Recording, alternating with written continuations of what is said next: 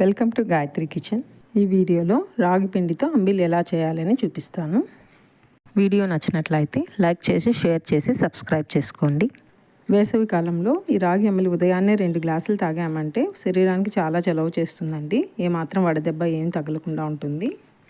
ఈ అంబిల్ని పిల్లలు పెద్దలు అందరూ తీసుకోవచ్చండి. ఈ రాగి పిండిలో కాల్షియం శాతం ఎక్కువగా ఉంటుంది కాబట్టి మనం ఈ రాగి పిండితో తయారు చేసిన అంబిల్ని తాగడం వలన మన ఎముకలు కూడా బాగా గట్టిపడతాయండి. రాగుల్లో ఫైబర్ శాతం ఎక్కువగా ఉంటుంది కాబట్టి మన డైజెషన్ పవర్ కూడా బాగా పెరుగుతుందండి. ఇది అన్ని విధాల ఆరోగ్యానికి మంచిదండి. కాబట్టి ఇది చేయడం కూడా చాలా తేలిక. ఇప్పుడు ఎలా చేయాలని మీకు ఈ వీడియోలో చూపిస్తాను. ముందుగా ఒక గిన్నెలో 1/2 కప్ రాగిపిండి తీసుకుందామండి.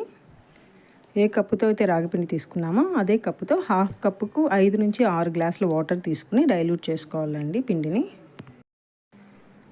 చాలామంది కొద్దిగా వాటర్ తీసుకుని పిండిని అంతా కూడా సంగటి మాదిరిగా చేసుకుని మళ్ళీ వాటర్లో నానబెట్టుకుంటారు రాత్రంతా. నేను అలా కాకుండా ఎక్కువగా వాటర్ తీసుకుని 20 మినిట్స్ వరకు దాన్ని బాగా ఉడకబెట్టి అలాగే ఉంచుతానండి. మళ్ళీ వాటర్లో ఏం నానబెట్టుకోను.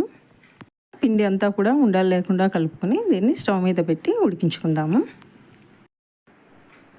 పిండిని స్టవ్ మీద పెట్టుకున్నాక ఒక గరిటెతో కలుపుతూనే ఉండాలండి, లేదంటే అడుగంటిపోతుంది.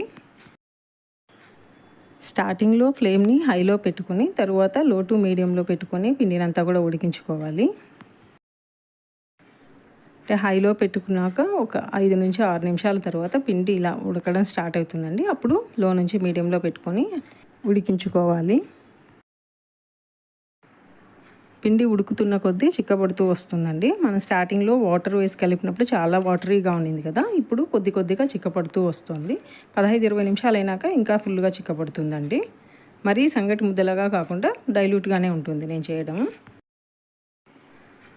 చూడండి, ఇప్పుడు పిండి బాగా ఉడకడం స్టార్ట్ అయింది. ఇప్పుడు నేను ఫ్లేమ్ని లోలో పెట్టుకుంటున్నాను. ఇలా పెట్టుకుని 15 నుంచి 20 నిమిషాలు ఇప్పటి నుంచి ఉడికించుకోవాలండి.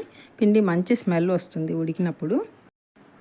చూడండి, మనం వాటర్ కలిపినప్పుడు 80% వరకు ఉన్నింది కదండి గిన్నెకు. ఇప్పుడు అది 50% వరకు అయిపోయింది. ఈ స్టేజ్లో నేను స్టవ్ ఆఫ్ చేస్తున్నాను. స్టవ్ ఆఫ్ చేసుకుని మూత పెట్టి అలాగే ఓవర్ నైట్ వదిలేయాలండి. మరుసటి రోజు పొద్దున్న మూత తీసి చూస్తే ఇలా చిక్కపడిపోయింది. రాత్రి ఉన్న దానికి ఇప్పుడు చాలా చిక్కపడిందండి. ఇప్పుడు దీంట్లోకి మనము 3 కప్పుల పెరుగు వేసుకుందాము. చాలామంది మజ్జిగ చేసుకుని కలుపుతారు. నేను పెరుగు వేసుకుని ఇప్పుడు దాన్ని అంతా కూడా డైల్యూట్ చేసుకుంటాను. అలాగే ఉప్పు కూడా తగినంత వేసుకోవాలండి. పిండి పెరుగు బాగా కలిసిపోయేట్టుగా కలుపుకోవాలండి. ఎక్కడ ఉండలు లేకుండా బాగా కలుపుకోవాలి. ఒకవేళ మీకు ఇది గట్టిగా అనిపించింది అంటే 1 గ్లాస్ వాటర్ వేసుకోవచ్చండి ఇప్పుడు. ఎందుకంటే మనం పెరుగు వేసుకున్నాం, మజ్జిగ చేసుకొని ఉంటే మజ్జిగలోకి వాటర్ కలుపుకునే వాళ్ళం కదండి. అలా కలపలేదు కాబట్టి ఇక్కడ మనం వాటర్ వేసుకోవచ్చు.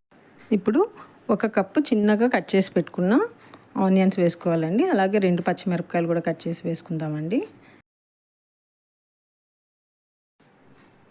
ఇక్కడ చిక్కగా ఉంది కాబట్టి నేను ఇక్కడ 2 కప్పులు వాటర్ వేసుకుంటున్నానండి. అంతేనండి, రాగి అంబిలి రెడీ అయిపోయింది. ఇలా గ్లాసులో వేసి సర్వ్ చేసుకోండి. ఈ అంబిలి తాగితే రోజంతా కూడా యాక్టివ్గా ఉంటారండి. ఇది మార్నింగే తాగాలని ఏం లేదండి, ఎప్పుడైనా కూడా తాగొచ్చు మనం డే మొత్తంలో. ఎండ వేడి తెలియకుండా ఉంటుందండి.